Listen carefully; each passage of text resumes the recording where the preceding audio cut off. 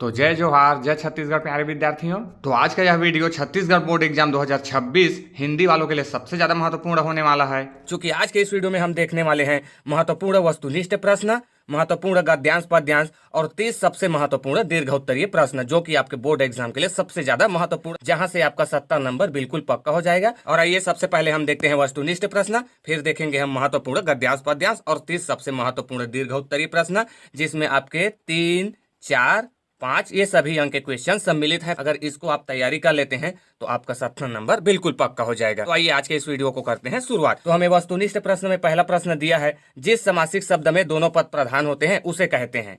जिस समासिक शब्द में दोनों पद प्रधान होते हैं उसे कहते हैं, उसे क्या कहते हैं? ऑप्शन ए में हमें द्विगु समास, ऑप्शन बी द्वंद्व समास, ऑप्शन सी कर्मधारय समास या ऑप्शन डी बहुब्रीहि समास। तो जिस समासिक शब्द में दोनों पद प्रधान होते हैं उसे क्या कहते हैं? उसे द्वंद्व समास कहते हैं फ्रेंड। द्वंद्व समास में ही दोनों पद प्रधान होते हैं। ठीक है। दूसरा ऑब्जेक्टिव क्वेश्चन है, चने के सिर पर किस रंग की पगड़ी सजी हुई है? चने के सिर पर किस रंग की पगड़ी सजी हुई है? ऑप्शन ए में हमें दिया है लाल रंग की, ऑप्शन बी पीले रंग की, ऑप्शन सी गुलाबी रंग की या ऑप्शन डी हरे रंग की। तो चने के सिर पर किस रंग की पगड़ी सजी हुई है? तो इसका राइट आंसर हो जाएगा ऑप्शन सी गुलाबी रंग की। चूंकि चने के पेड़ में जो फूल होता है वो गुलाबी रंग का होता है फ्रेंड, उसी को कहा गया है। तो चने के सिर पर किस रंग की पगड़ी सजी हुई है? गुलाबी रंग की। ठीक है, पिंक कलर का होता है। तीसरा प्रश्न है, सक्कारा के पिरामिड है। सक्कारा के पिरामिड, ऑप्शन ए में है घुमावदार, ऑप्शन बी गोलाकार, ऑप्शन सी सीढ़ीदार और ऑप्शन डी बेलनाकार। तो सक्कारा के पिरामिड कैसे हैं? तो सक्कारा के पिरामिड सीढ़ीदार हैं फ्रेंड। सक्कारा के पिरामिड कैसे हैं? सीढ़ीदार। प्रश्न 4 है, माटी वाली बुढ़िया थी। माटी वाली बुढ़िया थी, ऑप्शन ए में हमें दिया हरिजन, ऑप्शन बी रामजन, ऑप्शन सी भूमिजन, ऑप्शन डी पिछड़ामन। तो माटी वाली बुढ़िया कैसी थी? तो इसका राइट आंसर हो जाएगा ऑप्शन ए हरिजन फ्रेंड। माटी वाली बुढ़िया थी हरिजन। ठीक है, आइए इसी प्रकार नेक्स्ट पांचवा वस्तुनिष्ठ प्रश्न है, बालारोड शब्द का सही अर्थ है। बालारोड शब्द का सही अर्थ क्या है? ऑप्शन ए में हमें दिया है डूबता हुआ सूरज, ऑप्शन बी उगता हुआ सूरज या ऑप्शन सी चलता हुआ सूरज या ऑप्शन डी जलता हुआ सूरज। तो बालारोड शब्द का सही अर्थ क्या है? बाला धन रो, यानी कि उगता हुआ सूरज। ऑप्शन बी हमारा सही हो जाएगा। बालारोड शब्द का सही अर्थ क्या है? उगता हुआ सूरज। प्रश्न 6 हमें दिया है, घिसा पाठ किस विधा में लिखा गया है? घिसा पाठ किस विधा में लिखा गया है? ऑप्शन ए में हमें दिया है आत्मकथा, ऑप्शन बी जीवन वृत्त, ऑप्शन सी संस्मरण और ऑप्शन डी रेखा चित्र। तो घिसा पाठ किस विधा में लिखा गया है? तो इसका राइट आंसर हो जाएगा ऑप्शन डी रेखा चित्र में फ्रेंड। प्रश्न 7 हमें दिया है, तुहिन शब्द का सही अर्थ है। तुहिन शब्द का सही अर्थ है। तो तुहिन शब्द का क्या अर्थ है? ऑप्शन ए में हमें पानी, ऑप्शन बी जल, ऑप्शन सी ओस और ऑप्शन डी द्रव। तो तुहिन शब्द का क्या अर्थ है? तो इसका राइट आंसर हो जाएगा ऑप्शन सी ओस फ्रेंड। तुहिन शब्द का क्या अर्थ है? ओस। तुहिन मतलब ओस। प्रश्न 8 हमें दिया है, शब्द शक्ति के मुख्य भेद कितने होते हैं? शब्द शक्ति के मुख्य भेद कितने होते हैं? ऑप्शन ए में हमें दिया 2, ऑप्शन बी 3, ऑप्शन सी 4 और ऑप्शन डी 5। तो शब्द शक्ति के कितने भेद होते हैं? तो इसका राइट आंसर हो जाएगा ऑप्शन बी 3 फ्रेंड। शब्द शक्ति के कितने भेद होते हैं? 3। अभिधा लक्षण व्यंजना। ठीक है, शब्द शक्ति के कितने भेद हैं? 3 भेद हैं। कौन कौन से? अभिधा लक्षण व्यंजना। ठीक है, आइए 9वां देखते हैं। 9वां प्रश्न में दिया है, मीरा के आराध्य थे। मीरा के आराध्य थे। तो मीरा के आराध्य कौन थे? ऑप्शन ए में हमें दिया है Ram, option B Krishna, option C Ganesh और ऑप्शन डी है फ्रेंड, ऑप्शन डी सरस्वती। तो मीरा के आराध्य कौन थे? तो मीरा के आराध्य थे कृष्ण भगवान थे। तो मीरा के आराध्य कौन थे? कृष्ण थे। ठीक है, आइए इसी प्रकार नेक्स्ट क्वेश्चन देखते हैं। प्रश्न 10 में दिया है, गवाक्ष शब्द का अर्थ है।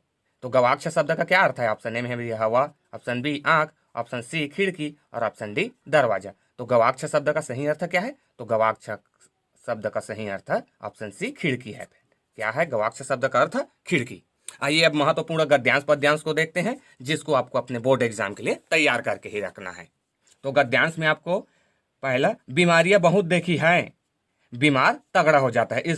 इसे जो बीमारी बहुत सी देखी है और बीमार तगड़ा हो जाता है, इसे को आपको तैयार करके रखना है फ्रेंड्स। और दूसरा, बाबा आदम के वनों पीछे रखा जाता था। तो इसे भी आपको तैयार करके रखना है। चूंकि आपके सीजी बोर्ड में सिर्फ 2018 में ही बस गद्यांश पूछा गया फ्रेंड, उसके बाद नहीं पूछा गया है।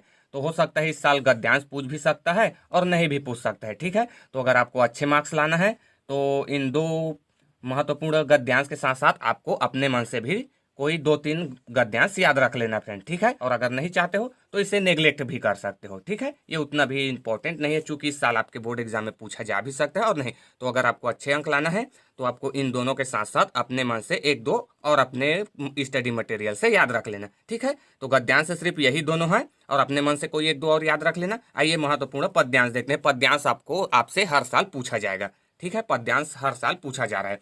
तो पद्यांश में आपको पहला याद रखना है, सरिता के नीरव प्रवाह सा अनुरंजित करने वाली। मोस्ट इंपोर्टेंट क्वेश्चन है फ्रेंड, मोस्ट इंपोर्टेंट पद्यांश है जिसको आपको याद तैयार करके रखना है। दूसरा है, निर्झर कहता है बढ़े चलो, निर्झर यह झर कर कहता है। ये भी आपके बोर्ड एग्जाम के लिए वेरी वेरी IMPF है। तीसरा है, अजहू न निकसे प्राण कठोर, दादू ऐसे आतुर वीरहिनी। इसे भी आपको अपने बोर्ड एग्जाम के लिए तैयार करके रखना है फ्रेंड। फिर चौथा है, बसो मोर नयनन में नंदलाल, भगत बछल गोपाल। बसो मोर नयनन में नंदलाल, भगत बछल गोपाल। ये भी आपके बोर्ड एग्जाम 2023 के लिए सबसे ज्यादा महत्वपूर्ण यही है, ठीक है। तो इसे भी आपको तैयार करके रखना है, किसी भी तरीके से आपको अपने नंबर को कटने नहीं देना है, ठीक है। तो सभी को तैयार करके रखिए। और पांचवा है, अमल धवल गिरी के शिखरों पर बादल को घिरते देखा। ये बादल को घिरते देख चैप्टर का क्वेश्चन है फ्रेंड, जो कि मोस्ट इंपोर्टेंट है और ये लगभग बादल को घिरते हुए चैप्टर से आ रहा है, ठीक है। तो इन पांचों पद्यांश को आपको तैयार करके रखना है, ठीक है। अब आइए देखते हैं महत्वपूर्ण 30 प्रश्नों को जिसको आपको 100% तैयार करके रखना है, ठीक है। तो पहला प्रश्न है, प्रश्न 1, छायावाद किसे कहते हैं, इसकी विशेषताओं को लिखिए। मोस्ट इंपोर्टेंट क्वेश्चन है फ्रेंड, लगभग ये हर साल पूछा जा रहा है, ठीक है। तो इससे आपको तैयार करके रखना है। क्या क्वेश्चन है, छायावाद किसे कहते हैं और इसकी विशेषताओं को लिखना है आपको, ठीक है। तो छायावाद किसे कहते हैं और इसकी कम से कम 2 से 3 विशेषता याद रख लेना फ्रेंड, कम से कम 3, ठीक है। छायावाद और इसकी 3 विशेषता, ठीक है। प्रश्न दूसरा है, मधुलिका की 3 मानवीय दुर्बलताओं का उल्लेख कीजिए। मधुलिका की 3 मानवीय दुर्बलताओं को आपको उल्लेख करना है फ्रेंड। तो ये भी मोस्ट इंपोर्टेंट क्वेश्चन है जो कि आपके बोर्ड एग्जाम 2023 के लिए, तो इसे भी आपको तैयार करके रखना है। प्रश्न 3 है, सुवन नृत्य के समय टोकनी में भरे धान के ऊपर सुआ रखने का क्या अर्थ है, जो कि मोस्ट इंपोर्टेंट और वेरी इजी क्वेश्चन है फ्रेंड, ठीक। तो सुआ नृत्य के समय टोकनी में भरे धान के ऊपर सुआ क्यों रखा जाता है, मोस्ट इंपोर्टेंट क्वेश्चन है, इसे भी आपको तैयार करके रखना है। प्रश्न 4 है, बांध, सड़क आदि सरकारी निर्माण कार्य होने पर स्थानीय लोगों को कौन कौन सी समस्याओं का सामना करना पड़ता है। मोस्ट इंपोर्टेंट क्वेश्चन है फ्रेंड, इसे भी और बहुत सरल है, ठीक है। तो इसे भी आपको बोर्ड एग्जाम के लिए तैयार करके रखना है। प्रश्न 5 है, प्रयोगवाद किसे कहते हैं। प्रयोगवाद किसे कहते हैं, इसकी विशेषताएं लिखिए। तो प्रयोगवाद किसे कहते हैं और इसको भी आपको कम से कम 2 से 3 विशेषता याद रखना है, ठीक है। प्रयोगवाद किसे कहते हैं और इसकी 2 से 3 विशेषता। प्रश्न 6 है, वीर नारायण सिंह को अपने पूर्वजों से कौन कौन से गुण प्राप्त हुए थे। तो फ्रेंड्स, आपको वीर नारायण सिंह को अपने उसके पूर्वज से क्या क्या गुण प्राप्त होते हैं इसको आपको बताना है, ठीक है, जो कि मोस्ट इंपोर्टेंट और वेरी इजी क्वेश्चन है फ्रेंड, ठीक है। तो इसे भी आपको पढ़ के जाना है। प्रश्न 7 है, छत्तीसगढ़ के किन्हीं 6 लोक विधाओं के नाम लिखिए। तो जो कि ये भी मोस्ट इंपोर्टेंट और वेरी इजी क्वेश्चन है फ्रेंड, आपको छत्तीसगढ़ के किन्हीं 6 लोक विधाओं के नाम लिखना है, ठीक है। प्रश्न 8 है, भक्ति काल की विशेषताएं लिखिए। ये भी मोस्ट इंपोर्टेंट क्वेश्चन है। भक्ति काल से तो क्वेश्चन आपको आना ही चाहिए, चूंकि भक्ति काल से क्वेश्चन पूछेगा, ठीक है। तो भक्ति काल की आपको कम से कम 3 से 4 विशेषता याद रख लेना है, ठीक है। इसी प्रकार प्रश्न 9 है, प्रश्न 9 दिया है, लेखिका ने ईश्वर की तुलना बूढ़े आदमी से क्यों की है, लिखिए।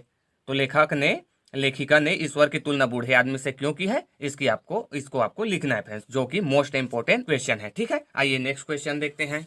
प्रश्न 10 है, वीर नारायण सिंह में कौन से मानवीय मूल्य दिखते हैं जो उन्हें अद्वितीय सिद्ध करते हैं। वीर नारायण सिंह में कौन से ऐसे मानवीय मूल्य दिखते हैं जो उन्हें अद्वितीय सिद्ध करते हैं। मोस्ट इंपोर्टेंट क्वेश्चन है फ्रेंड, वीर नारायण सिंह के बारे में भी आपसे क्वेश्चन पूछा ही जाएगा, ठीक है। तो इसे भी आपको तैयार करके ही जाना है अपने बोर्ड एग्जाम में। फिर प्रश्न 11वां है, तुरतुरिया क्यों प्रसिद्ध है। देखो फ्रेंड, वेरी इजी और मोस्ट इंपोर्टेंट क्वेश्चन है, तो आपको तुरतुरिया क्यों प्रसिद्ध है ये बताना है। प्रश्न 12वां में दिया है, जेब कतरा कहानी पढ़ने के बाद मन में कौन से भाव जागृत होते हैं, लिखिए, ठीक है। तो आपको जेब कतरा कहानी पढ़ने के बाद मन में कौन से भाव जागृत होते हैं यही आपको लिखना है, ठीक है, जो कि मोस्ट इंपोर्टेंट और वेरी इजी क्वेश्चन है फ्रेंड, ठीक है। तो इससे आपको आपकी तैयारी करके जाना है। प्रश्न 13 है, शक्ति की आराधना जवारा का वर्णन कीजिए। तो फ्रेंड्स, आपको शक्ति की आराधना जवारा का वर्णन करना है, ठीक है। जो कि मोस्ट इंपोर्टेंट क्वेश्चन है। प्रश्न 14 है, बीमारी शब्द को लेखक ने किन किन संदर्भों में प्रयोग किया है? टेक्स्ट को बीमारी के रूप में देखने का क्या आशा है? तो ये टेक्स्ट वाला क्वेश्चन है फ्रेंड, जो कि मोस्ट इंपोर्टेंट क्वेश्चन है। ठीक है, तो इसे भी आपको तैयार करके जाना है कि बीमारी शब्द को लेखक ने किन किन संदर्भों में प्रयोग किया है और टेक्स्ट को बीमारी के रूप में देखने का क्या क्या क्या आशय है। ठीक है, प्रश्न 15 है, सी कुमार की माँ क्या कहते कहते रो पड़ी? तो ये भी मोस्ट इंपोर्टेंट क्वेश्चन है फ्रेंड, यहाँ से भी आपको क्वेश्चन आने ही आना है। तो सी कुमार की माँ क्या कहते कहते रो पड़ी? ठीक है, तो इसको आपको बताना है।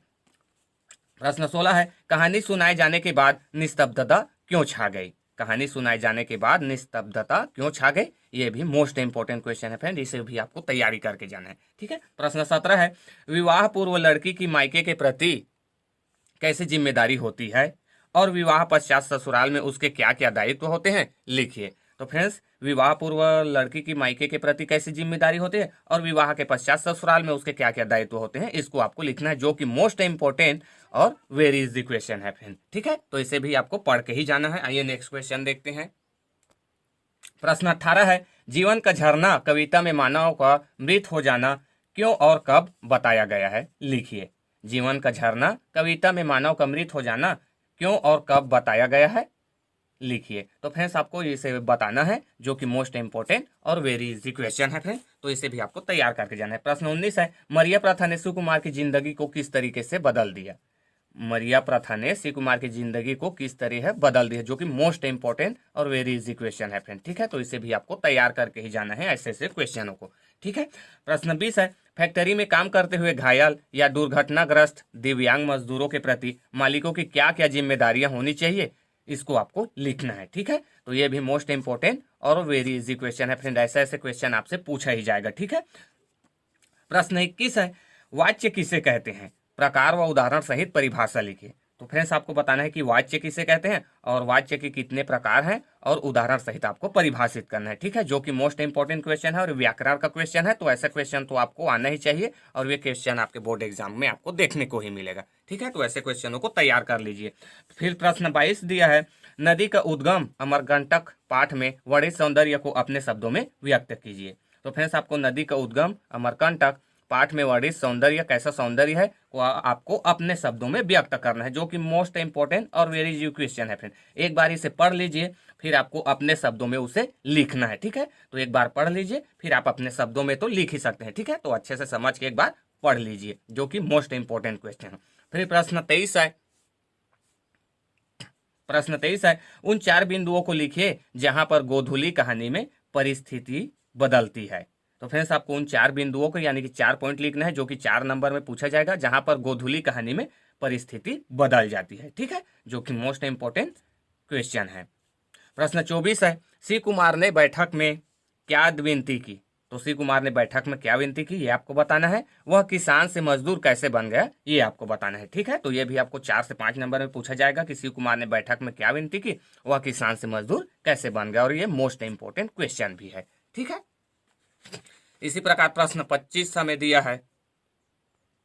प्रश्न 25 हमें दिया है, शुष्कत आवत हो ही भैया मोर, पंक्ति के अनुसार दुल्हन की मनोदशा का वर्णन कीजिए। जो कि मोस्ट इंपोर्टेंट और वेरी इजी क्वेश्चन है फिर, तो आपको ये याद होना चाहिए कि शुष्कत आवत हो ही भैया मोर, पंक्ति के अनुसार दुल्हन की मनोदशा का आपको वर्णन करना है। ठीक है, जो कि मोस्ट इंपोर्टेंट और वेरी इजी क्वेश्चन है। ठीक है, प्रश्न 26 है, मीरा को जो अमूलक वस्तु मिली है उसके बारे में वे क्या क्या बता रहे हैं, अपने शब्दों में लिखिए। तो फ्रेंड्स, आपको मीरा को जो अमूलक वस्तु मिली है उसके बारे में वे क्या क्या बता रहे, उसी को आपको बताना है, वो भी अपने शब्दों में। तो इसे भी आप एक बार अच्छे से पढ़ लीजिए, फिर आप अपने शब्दों में लिख सकते हैं, जो कि मोस्ट इंपोर्टेंट क्वेश्चन है इस साल के बोर्ड एग्जाम के लिए। ठीक है, प्रश्न 27 हमें दिया है, लेखक की माँ को जेब कतरे ने पैसे क्यों भेजे? लेखक की माँ को जेब कतरे ने पैसे क्यों भेजे, ये भी आपके लिए मोस्ट इंपोर्टेंट क्वेश्चन है फिर, तो इसे भी आपको तैयार करके रखना है। लेखक की माँ को जेब कतरे ने पैसा क्यों भेजा? ठीक है, तो उसी को आपको बताना है क्यों भेजा पैसा को। ठीक है ना, जो कि वेरी इजी क्वेश्चन है। प्रश्न 28 हमें दिया है, बादल को घिरते देखा है, कविता के प्रकृति चित्रण को अपने शब्दों में लिखिए। तो बादल को घिरते देखा है, कविता में प्रकृति को कैसे चित्रण किया गया है, उसी को आपको अपने शब्दों में लिखना है। ठीक है, तो ये अपने शब्दों में, तो इसे एक बार आप अच्छे से अपने स्टडी मटेरियल से देख लीजिए, पढ़ लीजिए, फिर आप उसे अपने शब्दों में लिख ही सकते हैं। ठीक है, तो एक बार पढ़ लीजिए। तो इसे भी आपको तैयार करके ही रखना है। ठीक है, ऐसे ऐसे क्वेश्चन मोस्ट इंपॉर्टेंट और वेरी इजी क्वेश्चन होते हैं फ्रेंड, जहाँ पे आपको अपने शब्दों में लिखने के लिए कहा जाता है। ठीक है, तो एक बार इसे भी तैयारी करके ही जाना है। फिर हमें प्रश्न 29 दिया है, भूखन ने शिव कुमार को पुलिस की नौकरी करने की सलाह क्यों दी?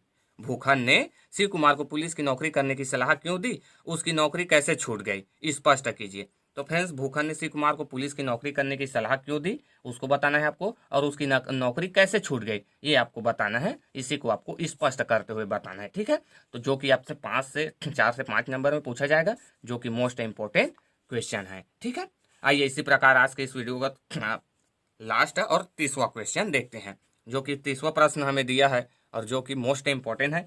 अविवेकपूर्ण अंधाधुंध खनन से अमरकंटक क्षेत्र के पर्यावरण को किस प्रकार नुकसान हो रहा है? अपने शब्दों में स्पष्ट कीजिए। ये भी मोस्ट इंपॉर्टेंट और वेरी इजी क्वेश्चन है फ्रेंड। ऐसे ही क्वेश्चन आपको आपके बोर्ड एग्जाम में देखने को मिलेगा। अविवेकपूर्ण अंधाधुंध खनन से अमरकंटक क्षेत्र के पर्यावरण को किस प्रकार नुकसान हो रहा है, ये आपको बताना है, वो भी अपने शब्दों में फ्रेंड। ठीक है, तो इस तरीके से ये 30 मोस्ट इंपॉर्टेंट क्वेश्चन है, जिसको आपको अपने बोर्ड एग्जाम से पहले तैयार करके रखना है। यही क्वेश्चन आपको अपने बोर्ड एग्जाम में देखने को मिलेगा फ्रेंड। तो आज के वीडियो में बस इतना ही। अगर वीडियो आपको अच्छा लगा हो तो वीडियो को लाइक करें, शेयर करें, और नए हो तो चैनल को सब्सक्राइब करके बेल आइकन को प्रेस कर लें फ्रेंड, इसी तरीके के वीडियोस पाने के लिए, क्योंकि अभी आपका मैराथन वीडियो चल रहा है और आगे भी वीडियो आएगा। ठीक है, सो थैंक्स फॉर वॉचिंग।